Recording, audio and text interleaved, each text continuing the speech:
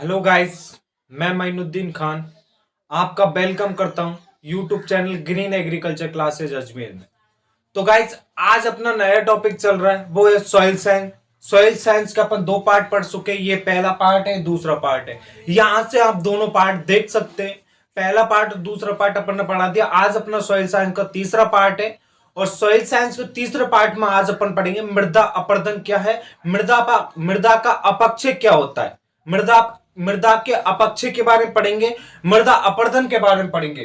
तो बात करते हैं मृदा अपरदन की। बात करते हैं मृदा अपरदन की। मृदा अपरदन क्या होता है? मृदा अपरदन। तो मृदा अपरदन क्या होता है? मृदा अपरदन क्या होता है? मृदा अपरदन की डेफिनेशन क्या है? तो मृदा अपरदन की डेफिनेशन है मृदा कणों का मूल स्थान से किसी माध्यम द्वारा दूसरे स्थान पर चले जाना मृदा अपरदन कहलाता है। मतलब मृदा का मूल स्थान से किसी माध्यम द्वारा, वायु या जल द्वारा दूसरे स्थान पर चले जाना मृदा अपरदन कहलाता है। तो मृदा अपरदन की डेफिनेशन क्या हुई? मृदा कणों का मूल स्थान से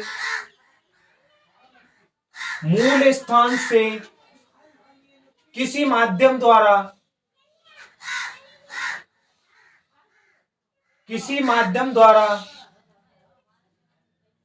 माध्यम होता है जल व वायु द्वारा, किसी माध्यम द्वारा दूसरे स्थान पर चले जाना।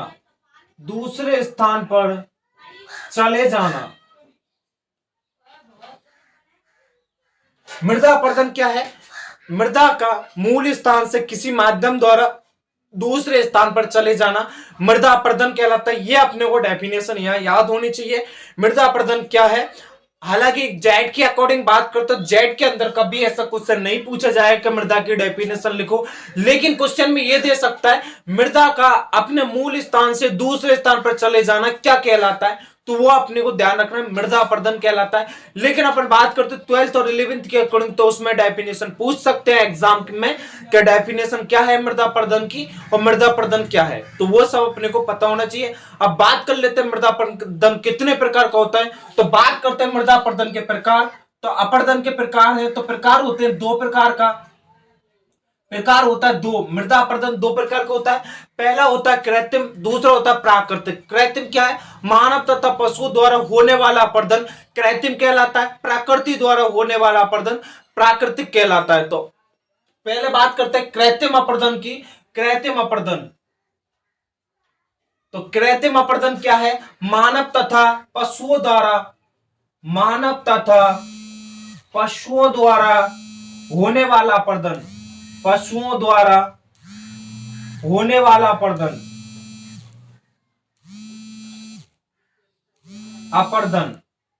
तो मानव क्रिया तथा पशु जो भी करते हैं, जैसे पशु अपन चराने लगे तो पशु के पैरों से जो जमीन मृदा कट जाती है, तो वह बरसात आने पर वह वहां से चली जाती है।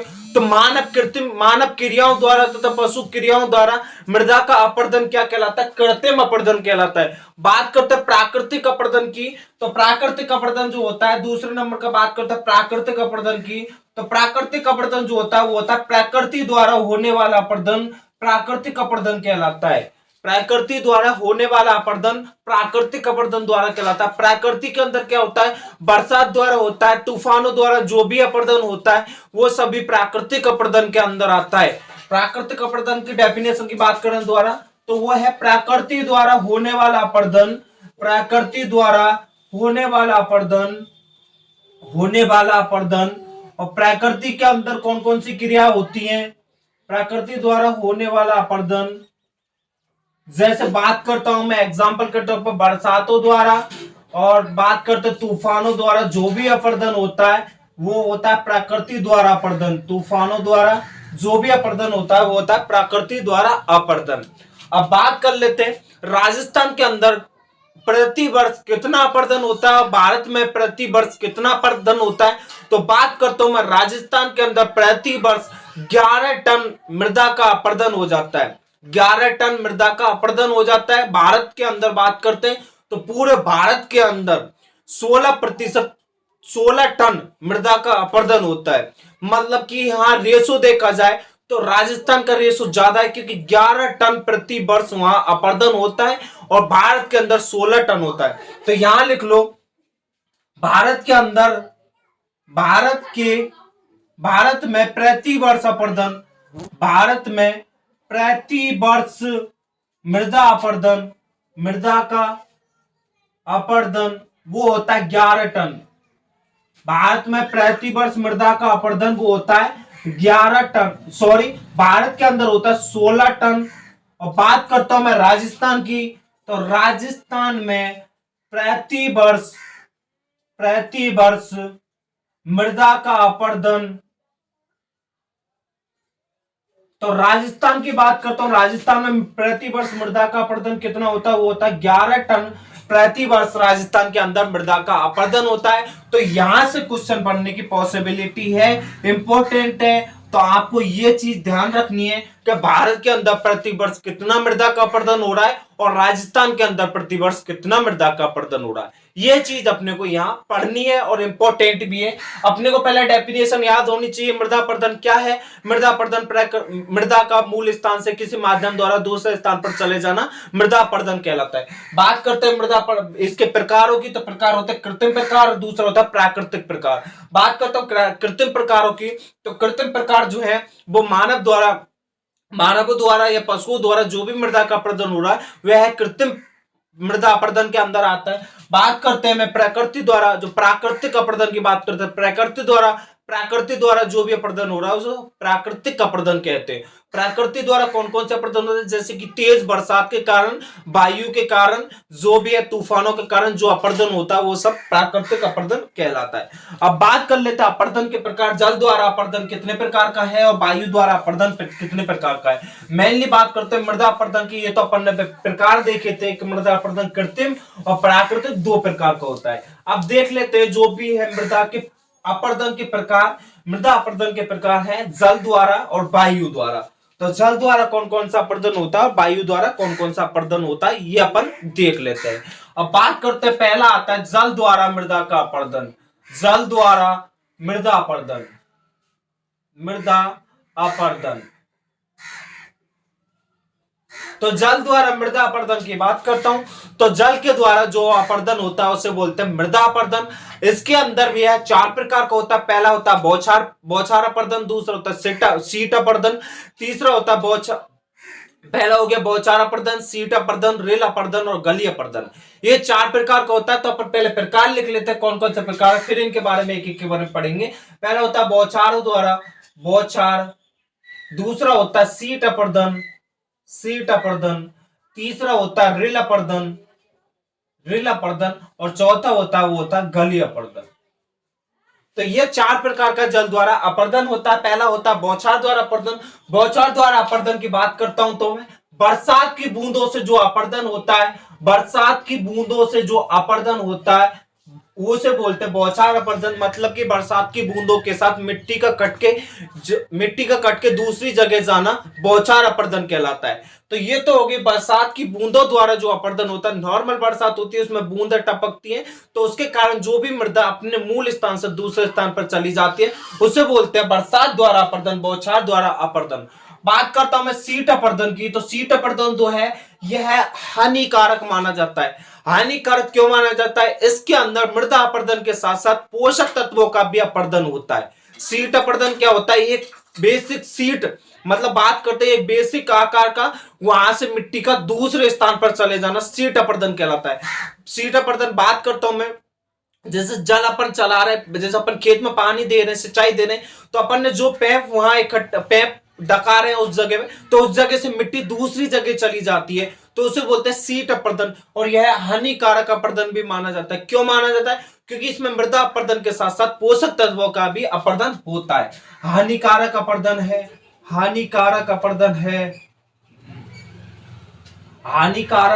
है। हानिकारक क्यों है, मृदा के साथ साथ पोषक तत्वों का अपर्दन होता है, पोषक तत्वों का अपर्दन होता है। तो अपन यहां समझ लेते हैं, जैसे ये अपना फील्ड है, खेत है, तो इस खेत में अपन पानी दे रहे, तो पानी देने के लिए एक अपन विशेष पाइप या लाइन का प्रकार करते हैं।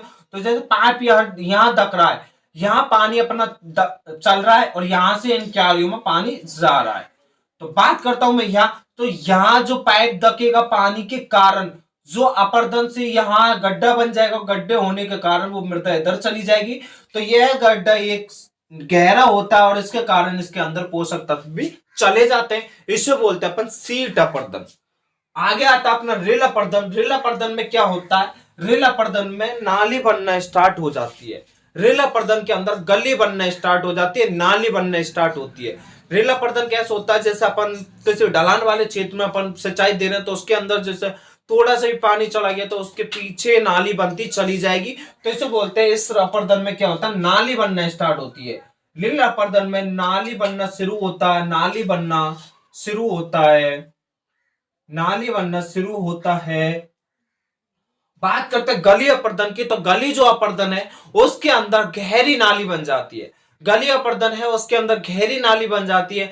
बात करते हैं अधिक बरसात होने के कारण खेत में जल भराव की व्यवस्था, जल निकास की व्यवस्था नहीं होने के कारण वहां से खेत की मेड़ में होके सीधा पानी निकल जाता है। गली बना के, बहुत बड़ी बड़ी गली बना के पानी निकलता है, उससे बोलते हैं गली अपर्दन। तो गली अपर्दन क्या है, इसमें गहरी गली बन जाती है, गहरी गली बन जाती है, गली बन जाती है।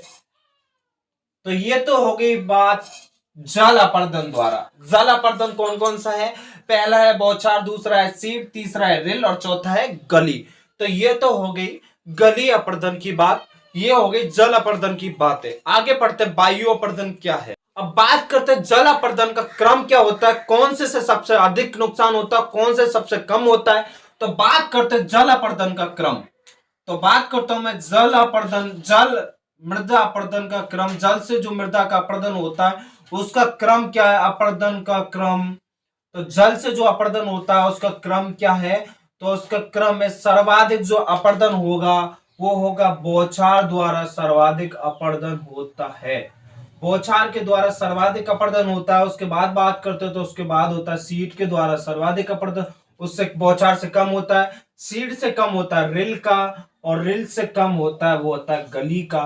बात करता हूं मैं यहाँ गली से जल अपर्दन सबसे कम मात्रा में होता है, और सबसे ज्यादा की बात करता हूं तो बौछारों द्वारा सबसे ज्यादा मात्रा में जल अपर्दन होता है।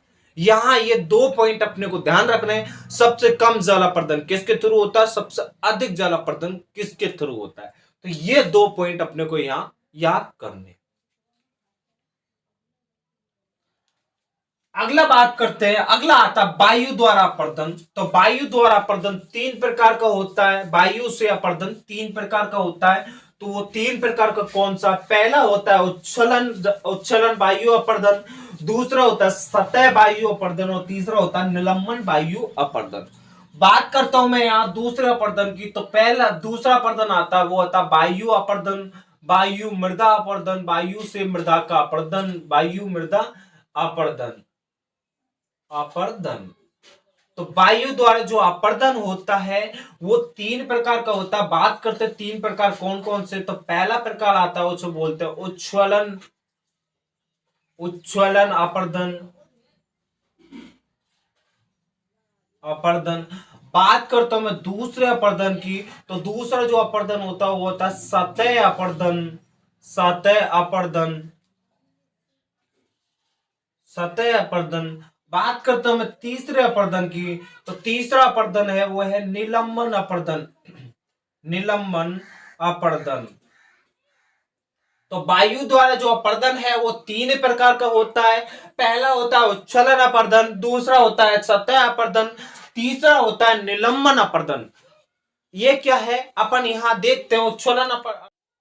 बात करता हूं मैं उच्छलन जो अपर्दन होता है, यह अपर्दन 50 से 60%, 50 से 70, यह अपर्दन, अपर्दन 50 से 70% होता है। उच्छलन अपर्दन जो है वो 50 से 70% अपर्दन उच्छलन द्वारा होता है। और उच्छलन में कणों का आकार की बात करते हैं। तो उच्छलन के अंदर जो कणों का आकार होता है, कणों का आकार, तो कणों के आकार की बात करता हूं तो कणों का आकार होता है 0.1 mm से 0.5 mm कणों का आकार होता है। और इसमें जो कण है कण जो है वो जंपिंग, कण जंपिंग जंपिंग या उच्छलन होता है। कणों का जंपिंग या उच्छलन होता है, मतलब की बात करता हूं मैं, कण उछल के एक स्थान से दूसरे स्थान पर चले जाते हैं, उसे बोलते हैं उच्छलन अपर्दन। इसके अंदर 50 से 70% अपर्दन होता है। उच्छलन अपर्दन 50 से 70% अपर्दन उच्छल अपर्दन के द्वारा। वायु अपर्दन में उच्छलन अपर्दन से 50 से 70% अपर्दन होता है। इसके अंदर मेन इंपॉर्टेंट होता है कणों के आकार की।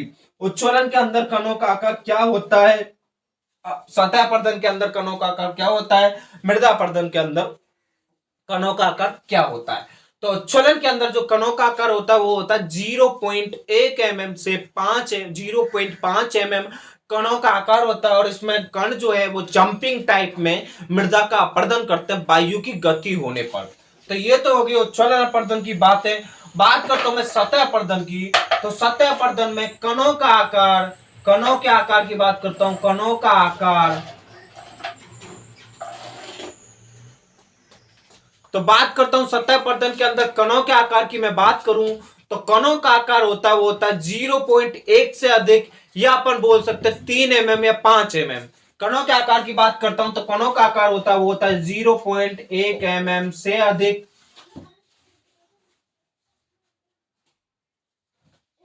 कणों का आकार होता है 0.1। सतह अपर्दन में क्या है, कणों का आकार होता है 0.1 mm से अधिक, या अपन बात करते हैं कणों का आकार होता है 3 mm से 5 mm। 3 mm से 5 mm कणों का आकार होता है। और इसके कारण क्या होता है, कण मोटे होने के कारण वह कण वायु द्वारा ज्यादा दूर नहीं उड़ पाते हैं, और उसके कारण क्या होता है, मोटे कण होने के कारण वे सतह पर रगड़ते हैं, और सतह पर रगड़ने के कारण जो अपर्दन होता है उसे बोलते हैं सतह अपर्दन। मतलब बात करता हूं मैं, कणों का आकार होता है 3 mm से 5 mm, और कणों का मोटा आकार होने के कारण वह कण वायु से दूर नहीं पहुंच पाते, इस कारण वह कण सतह पर रगड़ते हैं, और उस कारण जो अपर्दन होता है उसे बोलते हैं सतह अपर्दन। तो इसके अंदर ये तो हो गया अपना सतह अपर्दन। सतह अपर्दन के कारण कणों का मोटा आकार होने के कारण वह कण ज्यादा दूर नहीं पहुंच पाते और मृदा सतह पर अपर्दन रगड़ते हैं, और उसके कारण जो अपर्दन होता है उसे बोलते हैं अपन सतह अपर्दन। अगला आता है निलंबन अपर्दन। निलंबन अपर्दन की बात करता हूं तो इसके अंदर जो कणों का आकार होता है वो होता है 0.1 mm से कम। मतलब कि मैं बात करूं तो कणों का आकार जो होता है बहुत हल्के कण होते हैं, इसके कारण इस अपर्दन में कण कई किलोमीटर तक दूर चले जाते हैं। क्यों चले जाते हैं, क्योंकि कणों का आकार छोटा होने के कारण कण वायु की गति में आते किलोमीटर दूर चले जाते हैं, इस कारण जो अपर्दन होता है उसे बोलते हैं निलंबन अपर्दन। यहाँ यह अपर्दन इंपॉर्टेंट है, निलंबन अपर्दन। निलंबन अपर्दन क्यों इंपॉर्टेंट है, क्योंकि यहां से कणों का आकार पूछा जाता है। तो कणों के आकार की बात करता हूं मैं, तो कणों का आकार होता है वो होता है 0.1 mm से कम। कणों का आकार जो होता है वो होता है 0.1 mm से कम। और इसके अंदर इसके बात करता हूं तो इसके अंदर कई किलोमीटर दूर इसके कण पहुंच जाते हैं, कई किलोमीटर दूर कण चले जाते हैं, कण चले जाते हैं। तो ये तो हो गई अपने वायु अपर्दन की बात है। वायु अपर्दन में अगर इंपॉर्टेंट है तो है निलंबन इंपॉर्टेंट है, यहां से क्वेश्चन बनने की पॉसिबिलिटी है, क्योंकि इसमें यह है क्योंकि इसके अंदर कणों का आकार सबसे छोटा होता है, इसके कारण कण जो है वो कई किलोमीटर तक दूर चले जाते हैं। तो ये तो हो गया अपने वायु अपर्दन की बात है। जल अपर्दन की बात अपन ने कर ली। अब अपना अगला पॉइंट आता है मृदा अपर्दन को प्रभावित करने वाले कारक।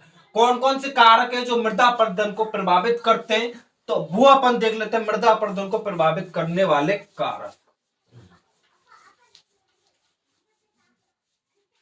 तो बात करता हूं मैं मृदा अपर्दन को प्रभावित करने वाले कारकों की। मृदा अपर्दन को प्रभावित करने वाले कारक, प्रभावित करने वाले कारक। तो मृदा अपर्दन को कौन कौन से कारक प्रभावित करते हैं, तो बात करते हैं यहाँ पे। तो बात करते हैं मृदा अपर्दन को प्रभावित करने वाले कारकों की। तो पहला आता है वो आता है जलवायु द्वारा। तो जलवायु भी एक कारक है मृदा अपर्दन को प्रभावित करने वाला। दूसरा आता है वो आता है मृदा खुद एक कारक है मृदा अपर्दन को प्रभावित करने वाली। तीसरा आता है वो आता है फसल फसल भी मृदा अपरदन को प्रभावित करती है। और चौथा आता वो आता ढलान, ढलान भी मृदा अपरदन को प्रभावित करता है। तो ये चार कारक मृदा अपरदन को प्रभावित करते हैं। अब बात करता हूं मैं जलवायु के अंदर कौन कौन से कारक मृदा अपरदन को प्रभावित करते हैं। तो जलवायु के अंदर जो वायु है, बरसात है, तो ये है जो वो मृदा अपरदन को प्रभावित करती है। जलवायु के अंदर वायु भी मृदा अपरदन को प्रभावित करते हैं, बरसात भी मृदा अपरदन को प्रभावित करती है। ये चीज यहाँ इंपॉर्टेंट होनी चाहिए। मृदा की बात करता हूं तो मृदा किस प्रकार से मृदा अपरदन को प्रभावित करती है। तो जैसा अपन बात करते हैं, चिकनी मृदाएं जो होती है, कठोर जो मृदाएं होती है, काली मृदाएं जो होती है वो टाइट होती है, उनमें मृदा अपरदन होता नहीं है। लेकिन बालू मृदा जो होती है उसमें मृदा अपरदन अधिक होता है। तो यहाँ मृदा भी मृदा अपरदन को प्रभावित करती है। ये चीज अपने को यहाँ ध्यान रखनी है। अब बात करता हूं फसलों की। तो फसलों के अंदर मैं अपरदन की बात करता हूं। तो फसलों के अंदर कुछ फसलें ऐसी है जो मृदा अपरदन को बढ़ावा देती हैं और कुछ फसलें ऐसी है जो मृदा अपरदन को रोकती हैं। तो बात करता हूं मैं मृदा अपरदन को बढ़ावा देने वाली फसलों की। तो मृदा अपरदन को जो बढ़ावा देती है वो फसलें मक्का व बाजरा जो फसलें हैं वे मृदा अपरदन को बढ़ावा देती है। और बात करता हूं मैं मृदा अपरदन को कम रोकने वाली फसलें कौन कौन सी हैं। तो वह है दलहनी फसलें, मूंगफली और चबला जो फसलें हैं वे मृदा अपरदन को रोकती हैं। तो यहां लिख लेते अपन मृदा अपरदन को बढ़ावा देने वाली फसलें, मृदा अपरदन को बढ़ावा देने वाली फसलें, अपरदन को बढ़ावा देने वाली फसलें। तो मृदा अपरदन को बढ़ावा देने वाली फसलें वो कौन कौन सी है। तो वो है मृदा अपरदन को मक्का है, बाजरा है, ये है क्या होती है मृदा अपरदन को बढ़ावा देती है। बाजरा और मक्का क्यों बढ़ावा देती है, कारण क्या है कि ये मृदा अपरदन करती है। क्योंकि इनकी जड़ें गहराई में जाती है और इनकी जड़ें गहराई में जाने के कारण क्या होता है, जो इनकी जो प्राथमिक जड़ें हैं, मूल जड़ें हैं, वह जमीन से ऊपर रहती है और वो पानी के संपर्क में आने और वहां से मृदा को हटा देती है। इसे बोलते हैं मृदा अपरदन। यह मृदा अपरदन को बढ़ावा देती है। अब बात करते हैं मृदा अपरदन को कम करने वाली फसलों की। तो मृदा अपरदन को रोकने वाली फसलें कौन कौन सी हैं। मृदा अपरदन को रोकने वाली फसलें, तो बात करता हूं मैं मृदा अपरदन को रोकने वाली फसलों की। तो मृदा अपरदन को रोकने वाली फसलें हैं वो है दलहनी फसलें मृदा अपरदन को रोकती हैं। क्योंकि ये है इनकी जड़ें छोटी होती है और इनके कारण क्या होता है, जड़ें लंबी होती है, इनके कारण क्या होता है, वह मृदा को अपने कणों के रूप में बांधे रखती है, जिसके कारण मृदा अपरदन कम होता है। तो बात करता हूं मृदा अपरदन को रोकने वाली फसलों वो है दलहनी फसलें। बात करता हूं मूंगफली और एक आती है अपनी, वो आती है चबला। चबला जो है वो भी मृदा अपरदन को रोकती है। ये अपने को यहाँ चीज ध्यान रखनी है कि मृदा अपरदन को कौन कौन सी फसलें रोकती हैं। यहाँ ये चीज इंपॉर्टेंट है। बात करते हैं ढलान की। तो ढलान किस प्रकार से मृदा अपरदन करता है, क्यों करता है, कारण क्या है, तो ये चीज अपने को यहाँ पढ़नी है। ढलान से किस प्रकार से मृदा अपरदन होता है। तो मैं बात करूं मैं ढलान से किस प्रकार से होता है। अगर अधिक ढलान होगा तो वहां मृदा अपरदन अधिक होगा, क्योंकि बरसात के कारण पानी नीचे की ओर जाएगा और नीचे की ओर जाने के कारण मृदा अपरदन होगा। इसलिए ढलान भी यहाँ मुख्य इंपोर्टेंट है मृदा अपरदन करने के लिए। अगर ढलान कम है तो मृदा अपरदन कम होगा। ये हो गई मृदा अपरदन की बात है। मृदा अपरदन यहाँ अपना टॉपिक कंप्लीट होता है। अगला पढ़ते हैं मृदा उत्पादकता या उर्वरकता। मृदा उर्वरकता या उत्पादकता अगला टॉपिक अपन यहाँ कंटिन्यू करते हैं। तो अगला टॉपिक आता है वो आता है मृदा उत्पादकता या उर्वरकता। तो मृदा उत्पादकता क्या होती है, मृदा उर्वरकता क्या होती है, वो चीज अपन यहाँ पढ़ेंगे। तो अगले टॉपिक की बात करता हूं। तो अगला टॉपिक आता है वो आता मृदा उर्वरता या बोल सकते हो उसको मृदा उत्पादकता।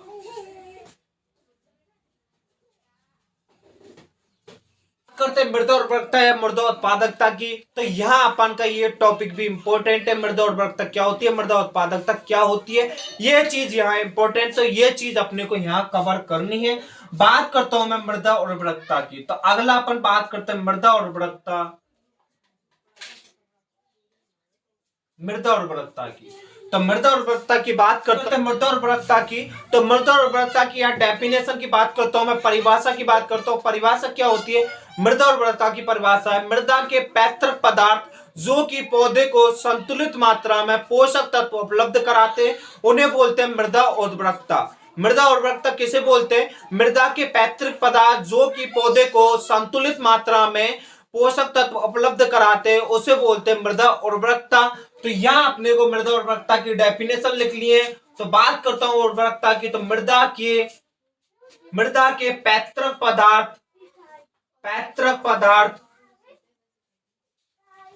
पैतृक पदार्थ जो कि पौधे को संतुलित मात्रा में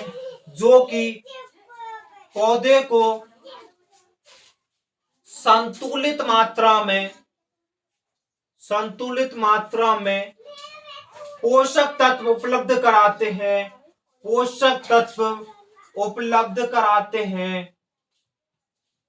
हैं उसे बोलते हैं मृदा उर्वरकता। उपलब्ध कराते हैं उसे अपन बोलते हैं मृदा उर्वरकता। तो मृदा उर्वरकता की डेफिनेशन क्या हो गई? मृदा के पैतृक पदार्थ जो कि पौधे को संतुलित मात्रा में पोषक तत्व उपलब्ध कराते हैं उसे बोलते हैं मृदा उर्वरकता। अब बात करता हूं मैं मृदा उर्वरकता को प्रभावित करने वाले कारक कौन कौन से। तो दो प्रकार से मृदा उर्वरकता प्रभावित होती है। पहला कारण आता है वो आता प्राकृतिक, दूसरा आता कृत्रिम। तो बात करते हैं प्राकृतिक कारक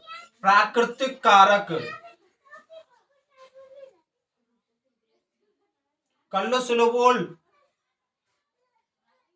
बात करता हूं प्राकृतिक कारकों की। तो प्राकृतिक कारक कौन कौन से होते हैं? तो पहला बात करता हूं वो होता है पैतृक पदार्थ जो है वो मृदा को प्रभावित करते हैं, मृदा उर्वरकता को प्रभावित करते हैं। दूसरा बात करता हूं वो आती है मृदा वायु भी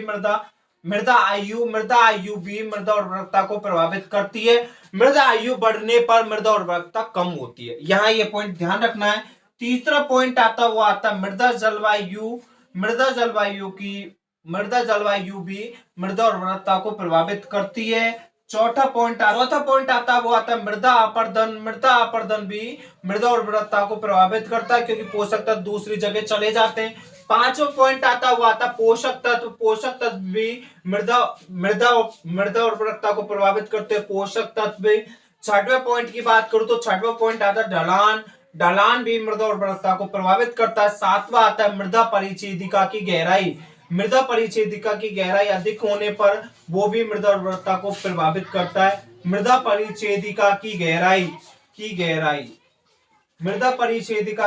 भी मृदा उत्पादन को प्रभावित करती है। तो प्राकृतिक कारण तो ये हो गए। प्राकृतिक कारण कौन कौन से हो गए मृदा उर्वरकता को प्रभावित करने वाले? तो बात करूं पैतृक पदार्थ मृदा उत्पादन को प्रभावित करते हैं, मृदा उर्वरकता को प्रभावित करते हैं। मृदा आयु भी मृदा उर्वरकता को प्रभावित करती है। मृदा जलवायु, मृदा अपरदन, पोषक तत्व, ढलान और मृदा परिच्छेदिका ये सभी मृदा उर्वरकता को प्रभावित करते हैं। अब बात करता हूं मैं कृत्रिम की। मानव द्वारा जो भी क्रियाएं होती है उनके द्वारा मृदा उर्वरकता कौन कौन से कारणों द्वारा मृदा उर्वरकता प्रभावित होती है वो अपन देख लेते हैं। बात करते हैं यहाँ अपन बात कर लेते हैं कृत्रिम कारकों की। तो कृत्रिम कारक कौन कौन से हैं? मृदा उर्वरकता को प्रभावित करने वाले कारक कौन कौन से हैं? तो बात करता हूं मैं कृत्रिम कारक कौन कौन से हैं? तो कृत्रिम कारक कौन कौन से हैं जो मृदा उर्वरकता को प्रभावित करते हैं? तो बात करता हूं मैं पहला कारक आता है कृत्रिम के अंदर वो आता है जल भराव। तो जल भराव होने के कारण भी मृदा उर्वरकता प्रभावित होती है। जहां जल अधिक भरा रहेगा वहां वायु कम होगी और वायु कम होने के कारण मृदा उर्वरकता भी कम होगी। तो पहला आ गया जल भराव। दूसरा बात करता हूं तो दूसरा बात है वो है जुताई। गहरी जुताई करने पर भी मृदा उर्वरकता प्रभावित होती है। तीसरे पॉइंट की बात करता हूं, पहला हो गया बात करता हूं मैं तीसरे पॉइंट की, वो है फसल प्रणाली भी मृदा अपरदन को प्रभावित करती है। फसल प्रणाली। चौथे पॉइंट की बात करता हूं, चौथा पॉइंट आता है वो आता है मृदा पीएच। और पांचवें पॉइंट की बात करता हूं तो वो आते हैं सूक्ष्म जीव भी मृदा उर्वरकता को प्रभावित करते हैं, सूक्ष्म जीव। तो ये चीजें यहाँ मृदा उर्वरकता को प्रभावित करती हैं। तो ये अपने को ध्यान रखनी है मृदा उर्वरकता क्या होती है। मृदा उर्वरकता है मृदा के पैतृक पदार्थ जो कि पौधे को संतुलित मात्रा में पोषक तत्व उपलब्ध कराते उन्हें बोलते हैं मृदा उर्वरकता। और मृदा उर्वरकता को प्रभावित करने वाला प्राकृतिक मैंने आपको बता दिए, मृदा वायु है, मृदा जलवायु है, मृदा अपरदन है। और बात करता हूं मैं ढलान जो है। तो ये सभी कारक प्राकृतिक रूप से मृदा उर्वरकता को प्रभावित करते हैं। और बात करता हूं मैं कृत्रिम रूप से मृदा उर्वरकता को प्रभावित करने वाले कारक तो पहला आता है वो आता है जल भराव, दूसरा आता है जुताई, तीसरा आता है फसल प्रणाली, चौथा आता है मृदा पीएच और पांचवा आता है सूक्ष्म जीव। तो ये सभी मृदा उर्वरता को प्रभावित करते हैं। अगला पॉइंट आता है वो आता है मृदा उत्पादकता क्या होती है और मृदा उत्पादकता को किसमें मापा जाता है। तो मृदा उत्पादकता जो होती है फसल की जो भी उपज जो होती है उसे बोलते हैं मृदा उत्पादकता। मृदा की फसल की जो भी उपज होती है उसे बोलते हैं मृदा उत्पादकता। मृदा उत्पादकता के कारण ही फसल की उपज अच्छी होती है। तो अगला आता है वो आता है मृदा उत्पादकता। मृदा उत्पादकता, तो मृदा उत्पादकता की बात करता हूं मैं। तो मृदा उत्पादकता की पहले तो अपन डेफिनेशन देखेंगे, ताकि यहाँ डेफिनेशन की बात करता हूं तो डेफिनेशन होती है मृदा उत्पादकता। मृदा उत्पादकता एक विशेष प्रकार की प्रणाली है जिसमें फसल उत्पादन की जाती है। मृदा उत्पादकता जो है वह है एक विशेष प्रकार की प्रणाली है जिसके अंदर फसल उत्पादन की जाती है, उसे बोलते हैं मृदा उत्पादकता। अब मैं यहाँ बात करता हूं मृदा उत्पादकता को प्रभावित करने वाले कारक। तो प्रभावित करने वाले कारक की बात करता हूं। प्रभावित करने वाले कारक, तो यहाँ बात करते हैं मृदा उत्पादकता को प्रभावित करने वाले कारकों की। पहला कारक प्रभावित करता है वो करता है मृदा उर्वरकता। मृदा उत्पादकता को प्रभावित करती है मृदा उर्वरकता। दूसरा है वो है फसल की मांग या बाजार की स्थिति। फसल की मांग या बाजार की स्थिति मृदा उत्पादकता को प्रभावित करती है। तीसरा है संसाधन भी मृदा उत्पादकता को प्रभावित करते हैं।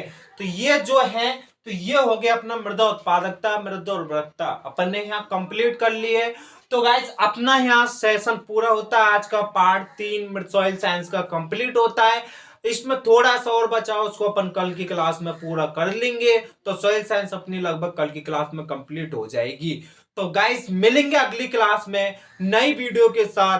तो गाइस इस वीडियो को ज्यादा से ज्यादा शेयर करना, लाइक करना और चैनल को ज्यादा से ज्यादा सब्सक्राइब करें और बेल आइकन को दबा लें, जिससे कि हमारी हर नई वीडियो का नोटिफिकेशन आपके पास मिलता रहे और हमसे जुड़ने की कोशिश करें।